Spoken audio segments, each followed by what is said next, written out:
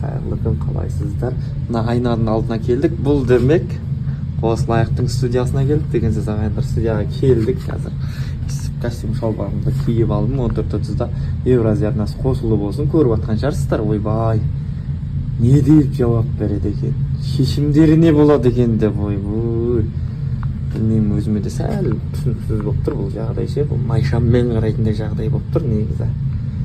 Білмеймін, бірақ мен бір нәрсені айта салайын ағайындар. Мені бұрынғы таныстағы адаммен, тем более бұрынғы күйеуімен салыстырған маған ұнамайды. Білмеймін, вообще ұнамай қалды ондай әңгімелер. Мен үйге барып та көрдім эфирді. Ұнамады маған ол нәрсе. Бұлға қызықпайтынмын.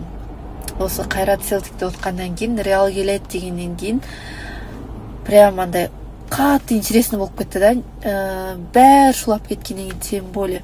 Вот кешегі ойыннан кейін менің футболға деген интересім күшті, прям полный информация білгім келеді. Барлық команда туралы, ойыншылар туралы қазір ақырындап зерттеп жатырмын. И инстаграмнан бәрін қараймын ғой, ойыншыларды ше. Интересно, бәрі футбол болып кеткен ғой. Ректің бәрі футбол. И ойлаңыздаршы, түсімде футбол туралы бір нәрселер көргем, и оянған кезде ойыншыларды іздеп жатырмын ғой, қаяқта жаңағынан жүреді ғой жанында деп ше. Татып от түсіме кіріп жатыр ғой, қиял екем ғой мен. Сразу айтайын, мұрным бітіп жатыр. Мән бермеңіздер, мұрныммен сөйлесем. Студиядан шықтық. Алдында бір би үйреніп жүредім ғой, сол биді бүгін түсіріп тастадық.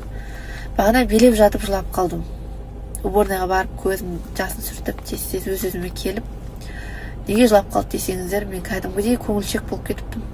Адамдардың сөздері кәдімгідей давить етіп жібереді екен. Сөйтіп, таңертең ерте тұрып, кеш ұйықтағаным бар, сонымен шаршап тұрғаным бар. Сонымен движение қайта-қайта ұмытып қалып, әрең түсіріп, сонымен қалай шыққан білмеймін енді.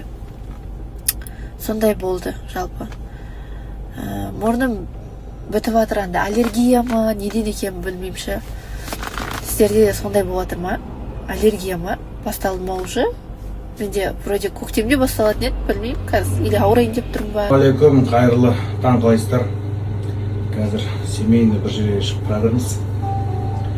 Одан кейін бүгін баратын 3-4 жер бар, короче. Мен әлі ұйықтамаған, көзім қызарып кеткен қараңдар. В общем, шашыны керек, дом үйде тұра беріп, андай болып кетеді екенсің, короче. Ерін, шек, сондай болып кетті ма. Бұйыртса, Алла қаласа жер үй салып, жер үйде тұрмаса болмайды екен андай жерде. Барлықтарыңыз қайырлы кеш, қалайсыздар? Біз сол Мадибош екенбіз. Толай келіп қалған жайымыз.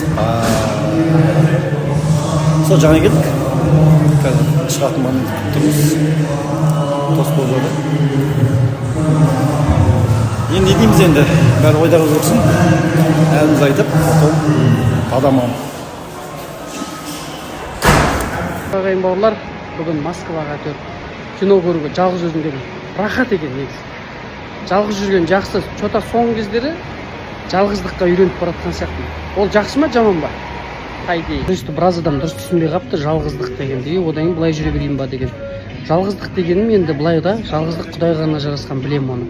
Андай ғой, жалғыз жүре берейін ба, өз жарымды іздеймін. Или болмаса келесі туристі қыздармен түстім ғой. Или өз жарымды іздеймін ба деген сияқты. Сол екі вариант қойып айтқаным. Так, жаман ойламаңыздар. Уайымдап отқан жандар көп-көп рахмет, Алла қаласа. Ол күн келе. Экспресс услугамен VIP клиенткама Алматыдан Түркістанға келіп қалдым. Бүгін Камшаттың туған күні. Дайындап жүрдім, енді бұйыртса қазір өзім дайындаламын. Содан кейін туған күнге барамыз. Бүгін Түркістандамын, ертең Алматыдамын, одан кейін Түркістан. Маған екі ортада жүрген әшем болып қалды. Ал баршаңызға қайырлы түн.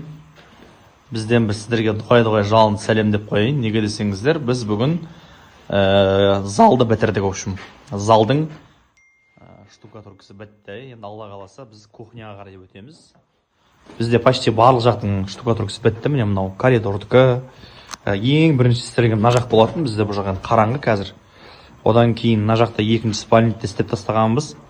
И коридор істелді. Енді бізде қалғаны тек қана кухня. алла қаласа кухняда енді мынау ажиотаж болып жатыр, өйткені астарды істеп жатырмыз, ертең тазалаймыз бұл жақтың барлығын. Сөйтіп алла қаласа уже біз кухняға өтеміз. Сол процестің, жұмыстың штукатурканың 80% бітті, 20% қана қалды, ол әрине кухня. Соны бітірсек, одан кейін біз ротбунд жағамыз. Ротбунд жаққаннан кейін алла қаласа бірден есік терезені қойдырамыз. Өйткені есік тереземіз дайын тұр.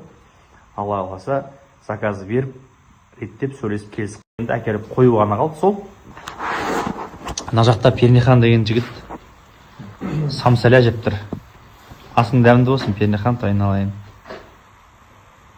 Мына кісі де енді дұрыс қой, жұмыс істегеннен кейін ас ішу керек, дұрыс па Пернехан? Тамақтану керек, дұрыс тамақтанбасаң әлсірейсің. Сондықтан жігіттер жұмысқа келген кезде 2 рет тамақтанады күніге. Сол достар. Баршаңызға қайырлы түн. Біз ертең алла қаласа туған жерім Жазиралы Жаркент қаласында тойдамыз. Алла бұйыртса ертең Жаркентке тойға барайын деп жатырмыз. Биыл осы Жаркентке тойға өте көп шақырып жатыр. Прям туған жерім биыл мен естеріне қатталып жатыр. Өйткені Жаркентте биыл алла қаласа әлі 5 тойымыз бар. Әлі келеді деп ойлаймын бұйырса. Сол ертең сол тойдың біріншісі басталады. Бұйырса ертең алла қаласа Айнерхан мейрамханасына керемет той тізгінін ұстаймыз. Бізге сәттілік тілеп қойыңыздар.